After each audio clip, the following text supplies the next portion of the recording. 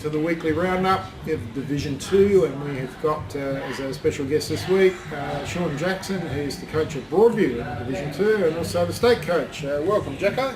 G'day Lee, thanks very mumuch for having me. Yeah, always great. Chew the fat, play a bit of footy. We'll go through the scores. Brighton 11-16, 82, Old Ignatians 9-13, 67 there at Karen Rolton Oval in the city there. Yeah, what a beautiful oval it is too. Sensational, isn't it? Yeah, we haven't been out there this year, but last year we played at the oval behind. Park 25. I remember saying to someone, that's the best surface I have seen, and this one's supposed to be better. Oh, it is. So it must be like carpet. Anywhere you play district cricket, like Port Reserve out here is like carpet. Yeah. I know that later in the year it's terrible, but Price Memorial is always like carpet. Anywhere with this great cricket, it's just fantastic. Yeah, it'd be interesting to see how... Uni's ground? Uni's always a match. It'd be interesting to see how this one holds up in the rain, but my guess is that it's going to be no problems. The Sacco has spent some coins, Yeah. and the state government. So, yeah. So an interesting result in terms of Brighton Bombers kicking 11 goals 16 to Old Iggy's 9 goals 13, so more points than goals, which seems to be the theme this week in a lot of the sides that we've... Not much breeze either, was there? No, there's no excuse in terms of breeze, but Old Ignatians goal kickers, McNeil, ex-Glenelg boy kicked 3, Penta 3, Mullins, Owens, Thomas and Pansini all singles. Best players, McNeil, Kennedy, Pansini, Murdoch, Mullins and Penta. Was he on the city sponsor list? Ooh, may well have been. Certainly played some league footy, maybe 20 odd games at Glenelg. Yeah, no, I just seem to remember him on the city sponsor list. No, he's been a good player for Old Iggy's now for 2 or 3 years. Yeah. I think. And as Aussie Murdoch, he's been a good Yeah, I was just player. about to mention him. Murdoch's a good player too. So. He is, yeah. For Brighton, Brown got 3, Kennedy got 2, Warner got 2, Boynton got 2, Harvey and McPherson the singles. Better players, Boyle, Kennedy, Trembath, Carger, McPherson, Harvey. Don't know a lot about Brighton, I must admit, never seen them play, so you might know a little bit about them. Yeah, although they're going pretty well, aren't they? They're 3-1, they've only lost to 1 game. It's That was just to you. round 1. And you towed them up. We did, yeah. I think we got them on a day where they weren't expecting it, and since then they seem to have lifted their game. They had a few on the Crow squad. They had 2 on the Crows list, yeah. So they've got Will Rivers back for a couple of those. He was back on the Crows on the weekend, and the other Crows player's name just escapes me in a minute. He did play for them on the weekend. So I think the rule is now, not the rule, but the intention of the Crows is to only play 1 each week in the Crows top up. So you'll find that most weeks Brighton will have 1 of those 2 blokes playing. Okay. They obviously make a big difference to them. Yeah. Well run club Brighton. I think they'll be thereabouts as the season They evolves. seem to be innovators in a lot of things, like with they're also doing a live stream of their games like we're doing. Yep. Just a little bit of innovation, and they just seem to be well run without knowing a lot about. Yeah, Johnny Sneebickler's had a fair bit to do with them, and he's a good operator, although he's been a bit crook lately. Has he? Sort of shout out to him recently from Mark Williams, or heard, I should say, on the radio, said he's determined to beat the cancer that he's got, and he's working his way through it. So good on you, Sneezer. I hope you South go well. Adelaide champion. Yeah, in Glenelg, yeah. Terrific. Unley Mercedes Jets, they opened their account. 18 goals, 917 defeated.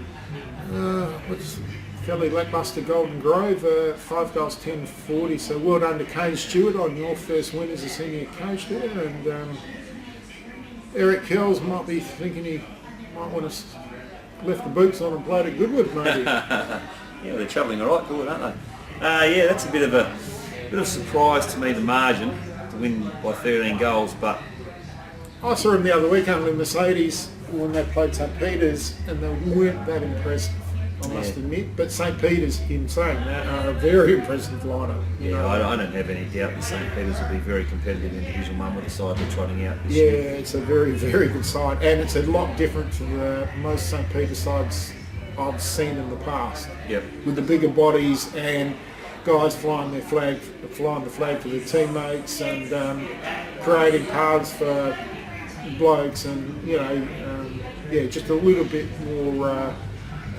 grunt, you could say. Yeah. Look, I've expected only Mercedes Jets to come good. There's too much talent in their side. not to be competitive, and a bit of a tough draw early. They had Salisbury North at Salisbury North, and then St Peter's. I can't remember who the third loss was against. Might have been PHOS it was, yeah. It was PHOS, yeah. So tough draw early, but as I said, for Golden Grove, it was probably the first time they would have played it, Unley. Doubt those clubs would have been in the same comp for probably long, not. if ever. And it's a very unusual oval, isn't it? Runs the wrong way, skinny. East-west. Yeah.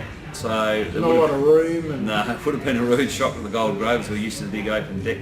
But goal kickers, Westall kicked 4, Farman kicked 3, Heaslett 3, Taggart 2, Cabaz and Care 2, and Munn and Patterson with singles. And best players, Paddy Taggart back. So he had a slow start to the year, played a game with the Bees and is a very good player. Luke Crocker, once again, cricketer, so would have had a slow start to the year. Blake Harris, good player. Westall and Munn round out their best players. Yeah, what I noticed about them last year they had the big Croatian sensation in the ruck. Yeah. And although he didn't do a lot around the ground, he gave their midfield first use of the footy all the time. And they've got a couple of young ruckmen, and they weren't giving their midfield first use of that ball. And as we know, the game's won and lost in the midfield almost, isn't it, now these days? And so it was just a different Unley side that couldn't get the ball away from stoppages. Yeah. And I've noticed Henry Westall is playing at fullback, so they've rolled him forward, obviously, to try to kick a score. So. Yeah, he's a good player. He can go both ends, can't he? I think I rang you last year to say, why isn't he in the States squad? Yeah. He was. Well, they don't put his name up, to be honest with you. And I figure if the coach who sees them week in, week out don't recommend them, then you wonder why. So anyway, he was quite the other week, but he was extraordinary the year before. So for Golden Grove, little quick Johnny Boxer kicked a couple. Gunning, Walker, and Walters, goal kickers, best players were Walker, Hillcoat, Boxer, Morris, and Pittman. Yeah, well, Golden Grove yet to win a game. Yeah, struggling. So.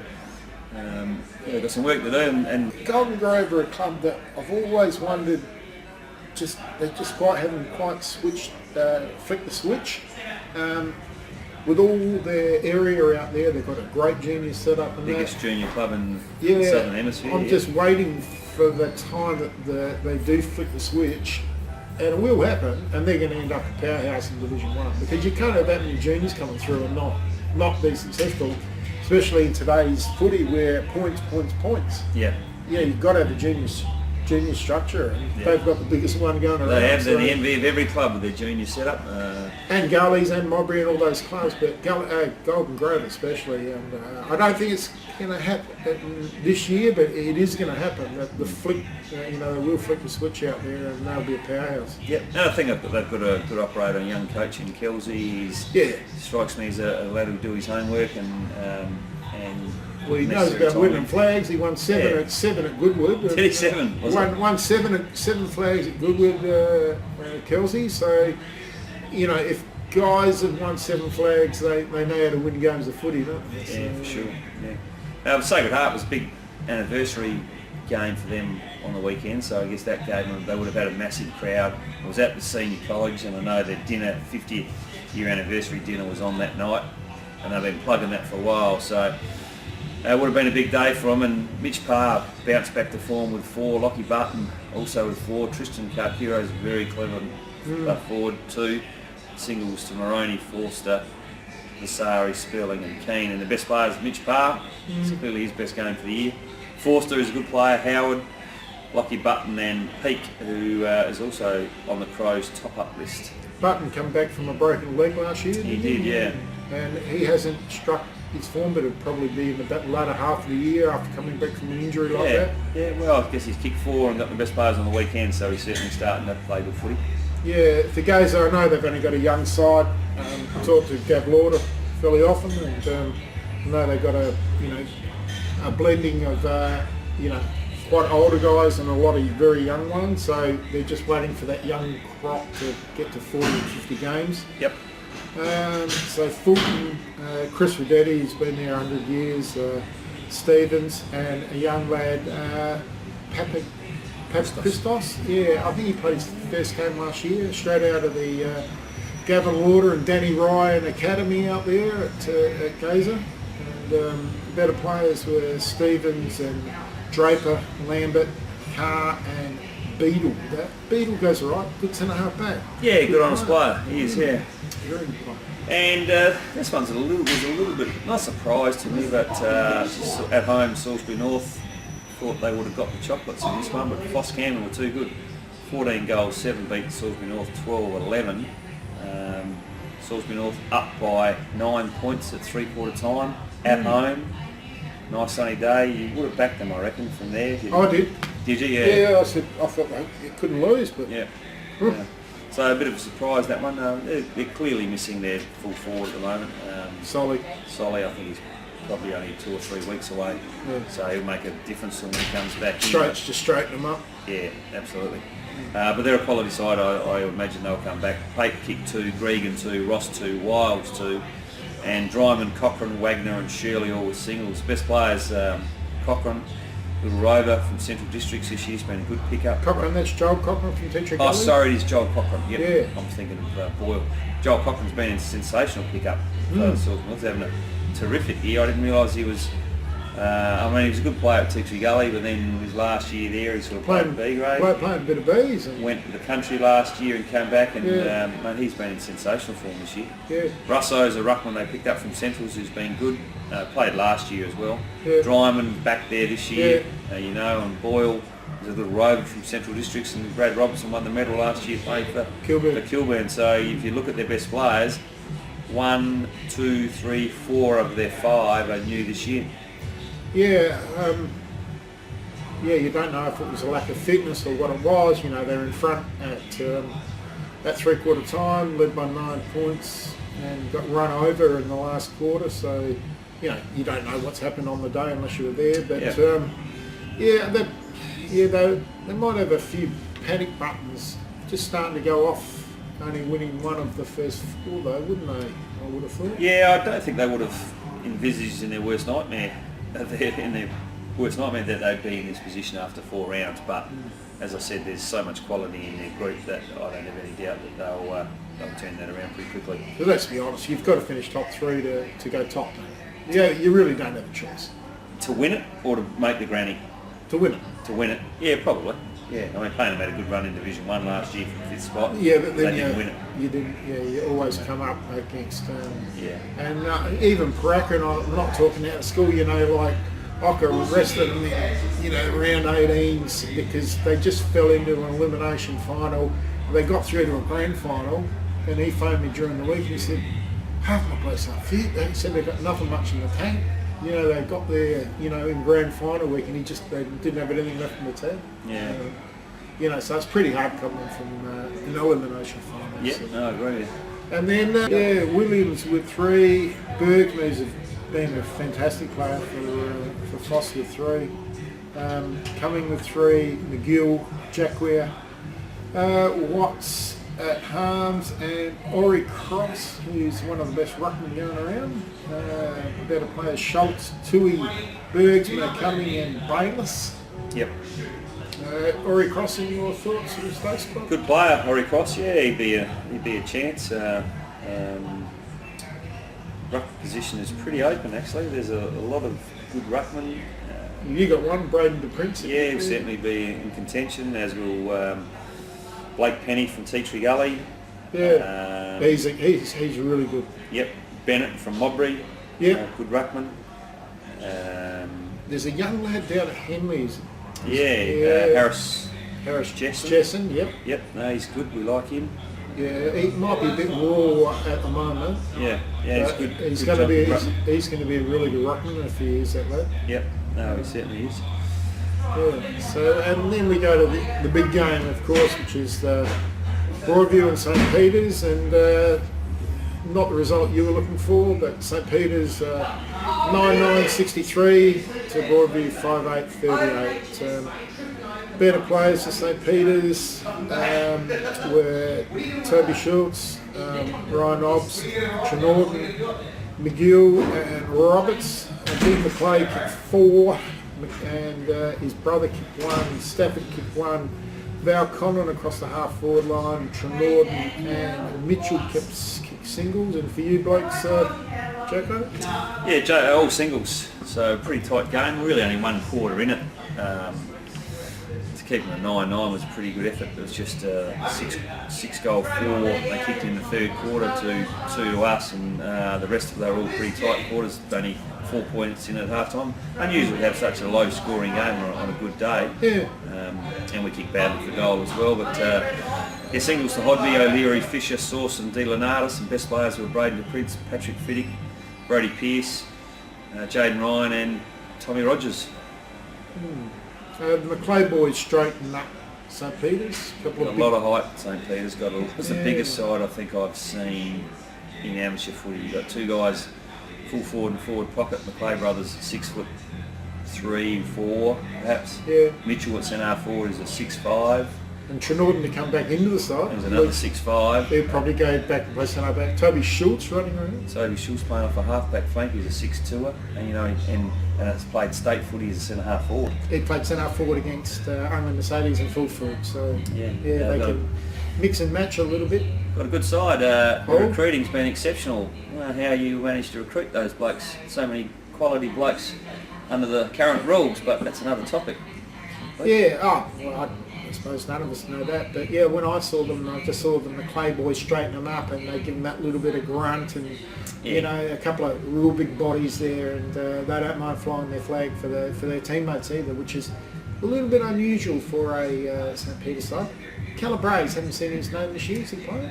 Overseas, I believe. Yeah, don't think he's going to play. It's a loss for him. Yeah, very good player. Yeah, they lost a few players from last year, but where's Lachlan Roach?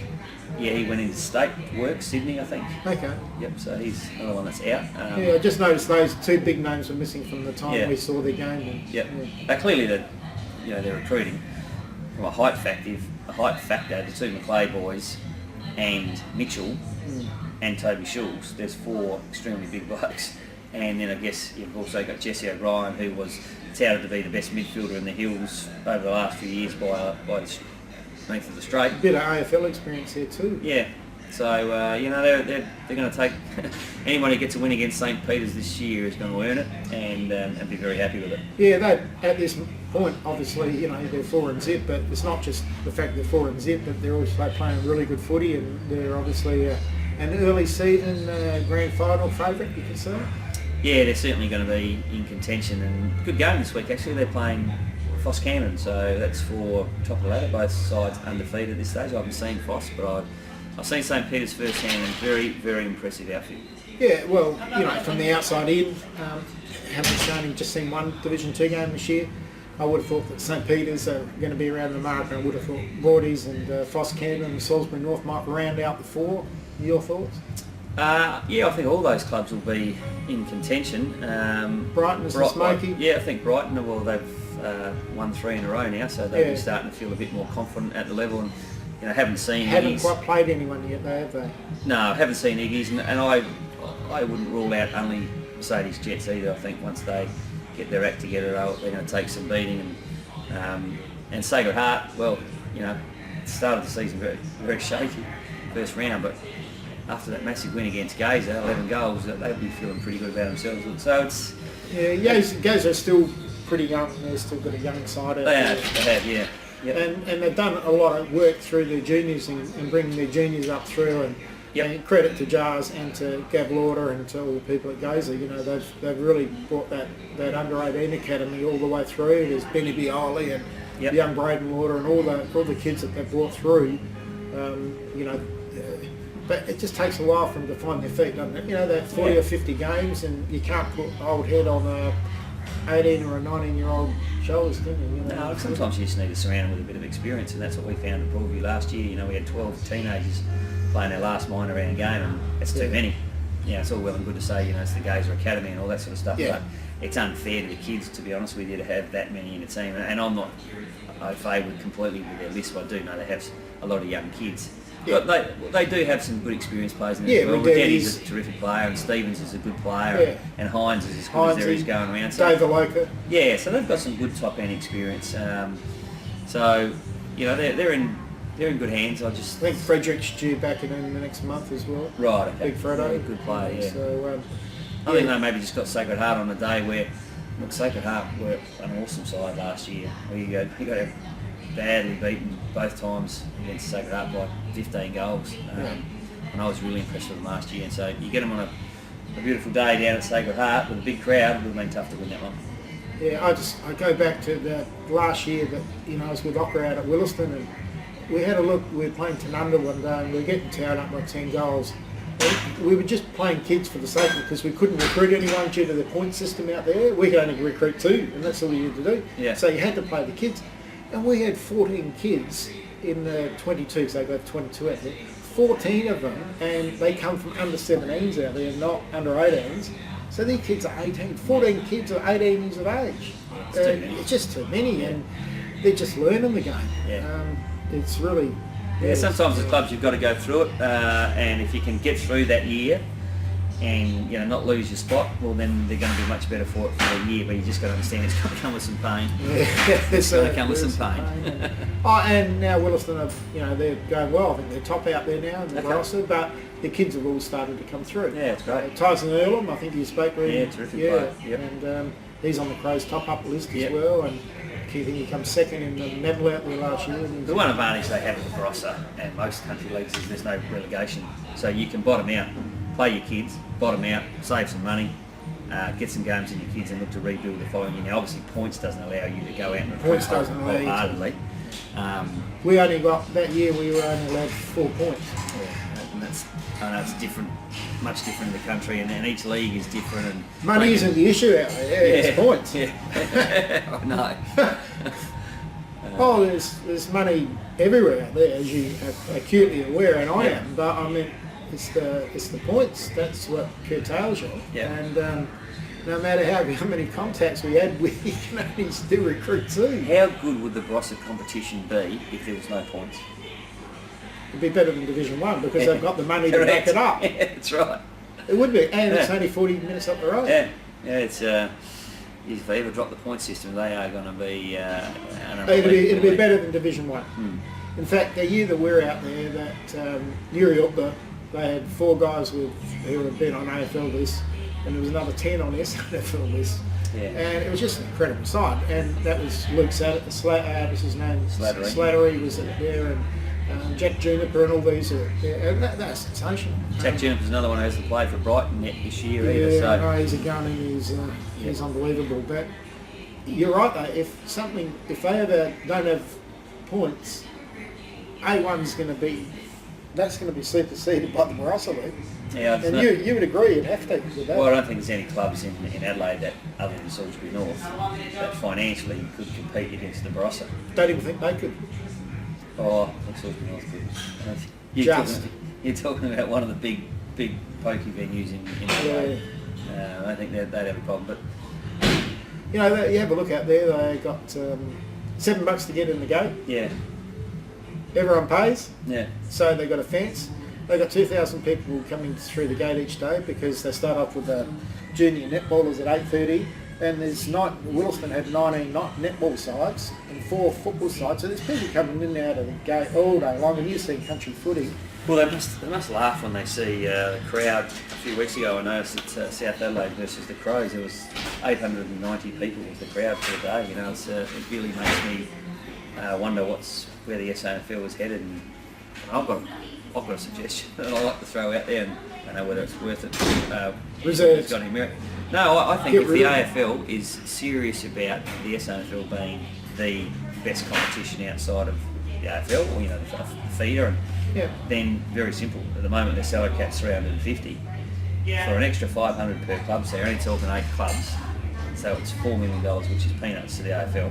The AFL gives every SANFL club another $500,000 each year, so their salary cap goes to $850,000. Now, then they can compete with everybody. They can up the money, and blokes won't be as tempted to go to Williston and play for $2,000 a game. Well, I don't know if anyone would be on that out there. He's not now.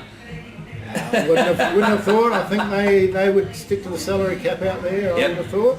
Yep. And on that note, I couldn't imagine any country clubs abusing the salary cap. No. But I think they've got to get rid of a reserves comp, to be honest. SANFL reserves? Yeah, get rid of it and put them back to the Amateur League and to the close country clubs and use that as their feeder clubs, a bit like the AFL do. I mean, let's face it, you know, what do they earn to play reserves footy? $100. $100. They train 5 nights a week, 6 nights a week. Unless they're any good, you're going to be earning a fair bit more than that elsewhere, ain't you? Yeah, you are. And with a hell of a less commitment, that is the thing that does a lot of the kids in these days for training. Who wants to be training 4 nights a week and going to gym sessions and meetings and seminars and, you know, yeah. Yeah.